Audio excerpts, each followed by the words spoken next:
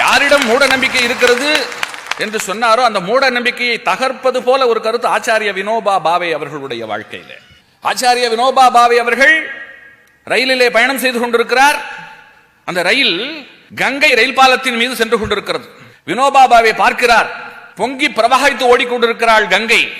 உடனே தன்னுடைய சட்டை பாக்கெட்டிலே இருந்து 25 பைசா நாணயத்தை எடுத்து கைகளை குவித்து வணங்கி விட்டு அந்த காசை கங்கையில வீசி எறிகிறார். அப்படி வீசி எறிந்ததை எதிரில் இருப்பவர் பார்த்து விட்டு ஒரு நமட்டு சிரிப்பு சிரித்து விட்டு வினோபாவை பார்த்து கேட்கிறார், நீங்கள் இப்படி இந்த காசை வீசி எறிந்ததற்கு ஒரு ஏழைக்கு கொடுத்திருந்தால் அவனுக்கு ஒருவேளை பசி ஆறுமே, இது என்ன மூடத்தனம் என்று கேட்கும் பொழுது வினோபா நிதானமாக அவருக்கு பதில் சொல்லுகிறார், நான் பயணிக்கும் முன் வரும் வழியிலே என் கண்ணிலே கண்ட என்னிடம் கையேந்திய பிச்சைக்காரர்களுக்கெல்லாம் தந்துவிட்டுத்தான் ரயில் ஏறினேன். அதே சமயம் ஓடுகின்ற ஆற்றிலே நான் வீசி எறிந்த இந்த காசு இருக்கிறதே, இது என்னுடைய பூமி மண்டலத்தை எல்லாம் பசுமையாக வைத்து காப்பாற்றும் கங்கை மாதாவிற்கு நான் காட்டுகின்ற நன்றி பாவம். உங்களை பொறுத்த மட்டிலே இது ஓடுகின்ற வெறும் தண்ணீர், எங்களை பொறுத்த மட்டிலே கங்கை எங்களுக்கு கடவுளுக்கு நிகர் என்று சொல்லிவிட்டு அடுத்து அவர் சொன்னது, இந்த ஓடுகின்ற கங்கையை மட்டும் நாங்கள் கடவுளாக நினைக்கவில்லை, பசுவை நினைக்கின்றோம். அவ்வளவு ஏன், தரையிலே பொசிந்து பூக்கிறதே பொற்கள், அதை கொண்டு கூட நாங்கள் எங்களுடைய இறைவனை பூஜிக்கலாம், அதிலே கூட நாங்கள் இறைவனை பார்க்கிறோம். அதனாலே பாவனை ரொம்ப முக்கியம் என்று வினோபா பாவே சொன்ன பொழுது அவராலே எதுவுமே பேச முடியவில்லை. இந்த இடத்துல இன்னொரு கருத்தை சொன்னார், இதை வெறும் ஓடுகின்ற தண்ணீராக பார்க்கின்ற காரணத்தினால்தான் இன்றைக்கு ஆறுகளே திருடப்பட்டுக் கொண்டிருக்கின்றன. அந்த காலத்திலே ஸ்படிகம் போல் தண்ணீர் ஓடிய ஆறெல்லாம் இன்றைக்கு கண்ணங்கருது ஓடிக்கொண்டிருக்கிறது என்று சொன்னால் இந்த ஆற்றையெல்லாம் வெறும் தண்ணீர் என்று பார்த்ததனுடைய விளைவு. அடுத்து அற்புதமான இன்னொரு விஷயத்தை சொன்னார், ஒரு ஆலயம் என்று இருக்கிறது என்று சொன்னால் அந்த ஆலயத்திலே ஒரு 1000 பேர் இருக்கிறார்கள் என்று சொன்னால் இந்த 1000 பேரும் இறைவன் இருக்கிறான் என்கின்ற நம்பிக்கையிலே தான் அந்த ஆலயத்திற்குள்ளே வந்திருக்கிறார்கள். இந்த அரங்கத்தில் எத்தனை பேர் இருக்கிறீர்கள், இதில் பல மாறுபட்ட கருத்து கொண்டவர்கள் இருக்கலாம், இங்கே என்ன நடக்கிறது என்று பார்ப்பதற்கு வந்திருக்கலாம், கருத்து சுதந்திரத்தோடு இங்கே நீங்கள் எல்லோரும் வந்திருக்கலாம். ஆனால் ஒரு ஆலயத்துக்குள்ளே அத்தனை நம்பிக்கை உள்ளவர்கள் மட்டுமே வருகின்றார்கள். அதனால் தான் ஆலயத்திற்கு போய்விட்டு வந்தால் ஒரு புத்துணர்ச்சி, அங்கே போய் இறைவன் இருக்கிறான் என்று கருதி வணங்க வேண்டிய அவசியம் கூட இல்லை. அந்த பிராந்தியத்திலே திறந்து விட்டு வந்தாலே போதும், நம்பிக்கை உள்ளவர்கள் விடுகின்ற மூச்சு காற்றை வாங்கி விடுகிறோமே அது போதும். எதனால திருப்பதியில இப்படி ஒரு கூட்டம்? இந்த பக்திக்கு பின்னாலே இடித்துரைக்க வேண்டிய விஷயங்கள் நிறைய இருக்கலாம். முட்டாள்தனமான விஷயங்கள் அரசியல்வாதியிடம் இல்லையா, விஞ்ஞானியிடம் இல்லையா? தினந்தோறும் குளிக்கிறோம், அழுக்காகின்ற காரணத்தினாலே தானே. அதுபோல பல்வேறுபட்ட செயல்பாடுகளும் இயக்கங்களும் கொண்ட இடத்திலே அங்கும் இங்குமாக சில தவறான விஷயங்கள் இருக்கலாம். அதற்காக ஆதி மூலத்தையே ஒன்றுமே இல்லை என்று சொல்லி தூக்கி போட்டு விடுவதற்கிறதே, அது எந்த வகையிலே சரி? காஞ்சி மகா பெரியவர் அவரிடம் ஒரு வெள்ளைக்கார பெண்மணி வருகிறாள். மெத்த பணிவோடு எனக்கு சில சந்தேகங்கள் உங்களிடம் கேட்கலாமா என்று கேட்கும் பொழுது ரொம்ப பணிவா இவரும் சொல்லுகிறார், தாராளமாக கேள், எனக்கு தெரிந்தால் சொல்லுகிறேன். நான் எந்த விதமான குதர்க்க பாவத்தோடும் கேட்கவில்லை, உங்களை நான் ஒரு மிகப்பெரிய சன்னியாசியாக யோகியாக கருதித்தான் இந்த கேள்விகளை கேட்கிறேன். கடவுள் அன்பே வடிவானவர், அப்படி இருக்க உங்களுடைய இறைவனுடைய கைகளிலே மாத்திரம் எதற்கு ஆயுதங்கள்? இது என்னுடைய முதல் கேள்வி. அடுத்த ஜென்மம் ஒன்று என்று இருக்கிறது, பாவ புண்ணியம் என்று ஒன்று இருக்கிறது, நரகம் என்று ஒன்று இருக்கிறது, அங்கே பாவம் செய்தவன் தண்டிக்கப்படுவான் என்றெல்லாம் நீங்கள் சொல்லுகிறீர்கள். கடவுளிடம் சரண் புகுந்து மன்னிப்பு கேட்கும் பொழுது அவர் மன்னித்து விடும் பட்சத்திலே எப்படி மறுபிறப்பு என்று அவர் சொல்லும் பொழுது அதற்கு பதில் சொல்லவில்லை. மாறாக உங்களுக்கு நான் பதில் சொல்லுவதற்கு முன்பாக நீங்கள் சில காட்சிகளை காண வேண்டும் என்று பக்கத்தில் இருக்கக்கூடிய ஒரு மருத்துவ விடுதிக்கு போய் ஒரு நாள் இருந்து கவனித்து விட்டு வர சொல்லுகிறார். அது குழந்தைகள் பிறக்கின்ற மருத்துவ விடுதி. அந்த பெண்மணி போய் ஒரு நாள் தங்கி இருந்து விட்டு மறுநாள் பெரியவரை சந்திக்கும் பொழுது பெரியவர் கேட்கிறார், மருத்துவ விடுதிக்கு போனீர்களா? போனேன். என்ன பார்த்தீர்கள்? ஒரு நாளிலே கிட்டத்தட்ட 7-8 குழந்தைகள் அங்கே பிறந்தது. தயவு செய்து அந்த குழந்தைகளை பற்றி சொல்லுங்கள் என்று சொல்லும் பொழுது சொல்லுகிறார், ஒரு குழந்தை கருப்பு, ஒரு குழந்தை சிகப்பு, ஒரு குழந்தை பணக்காரனுக்கு, ஒரு குழந்தை ஏழைக்கு. பிறக்கும் பொழுதே இத்தனை வித்தியாசம். ஒரே கேள்விதான், கடவுள் கருணையே மயமானவன் என்று சொன்னால் பச்சிளம் குழந்தை பிறக்கும் பொழுது இத்தனை பாகுபாட்டோடு பிறப்பை அவன் தருவானா? ஒரு குழந்தை பாலு கழுகிறது, ஒன்று தங்க தொட்டிலே, இப்படி ஒரு பாகுபாட்டோடு பிறப்பு நேருமா என்று கேட்கும் பொழுது அதில் ஏதோ ஒரு விஷயம் இருப்பது போல் அந்த பெண்மணிக்கு புரிகிறது. இங்கேதான் கர்மம் வந்து நிற்கிறது. அவரவர் பாவங்கள் அவரவர் கர்மங்களை அவரவர்கள் அனுபவித்து தீர்க்க வேண்டும். இந்த கணக்கை இப்பொழுது இங்கே போட்டு பாருங்கள். இங்கே கடவுள் பெரிதாக தெரிவான். கடவுள் இப்பொழுது இந்த பிறப்பை சந்தர்ப்பமாக தந்திருக்கிறான். போன பிறப்பிலேதான் நீ சரியாக வரவில்லை, இன்னொரு பிறப்பை உனக்கு தருகிறேன்.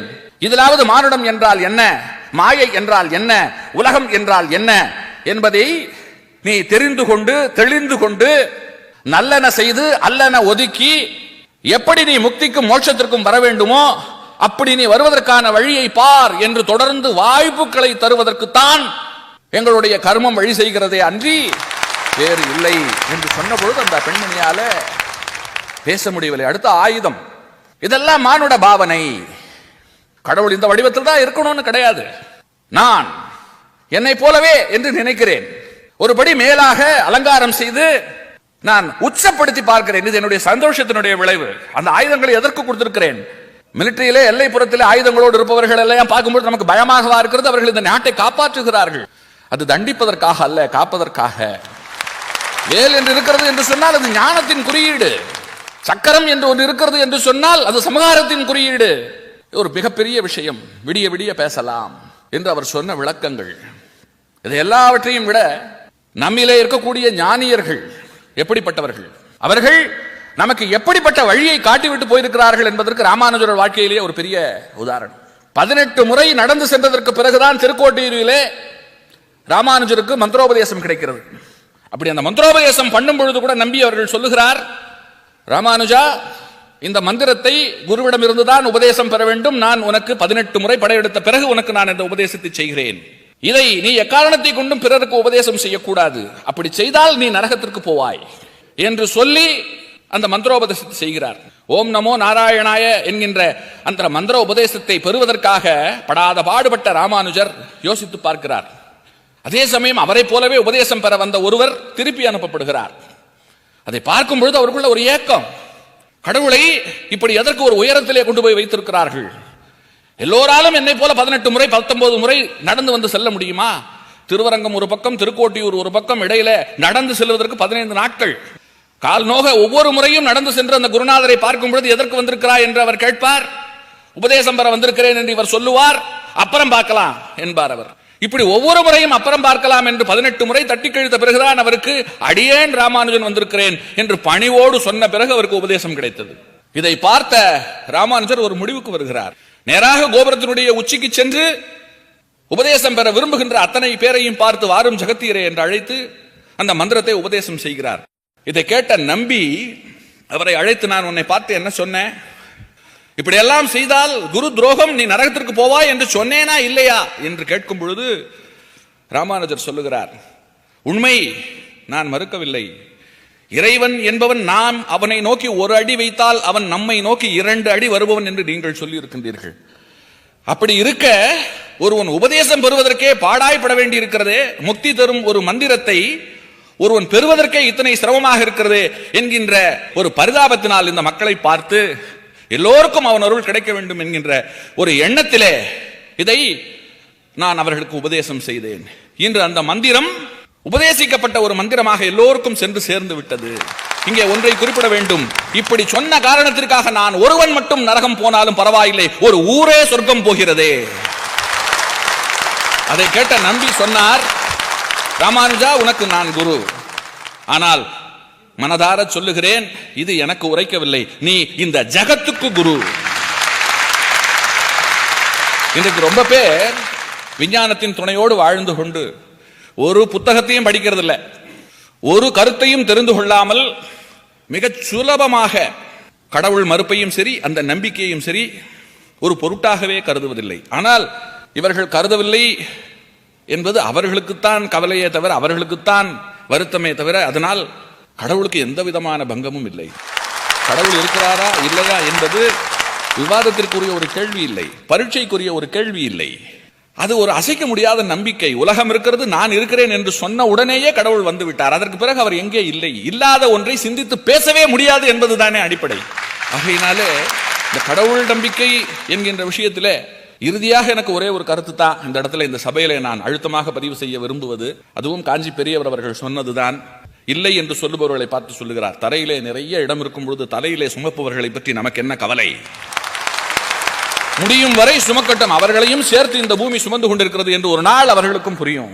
ஆகையினாலே அவர்களை பார்த்து நாம் பரிதாபமும் பட வேண்டாம், வருத்தமும் பட வேண்டாம். அது ஒரு நிலைப்பாடு. பக்தி ஆணவமற்று செயல்படுவதற்கு நம்மை துணை செய்யும். பக்தி பாவம் செய்யாமல் நம்மை பார்த்து கொள்ளும். பக்தி தர்மத்திற்கு தூண்டுதலாக இருக்கும். பக்தி நம்மை பணிவோடு காலகாலத்திற்கும் வைத்துக் கொள்ளும்.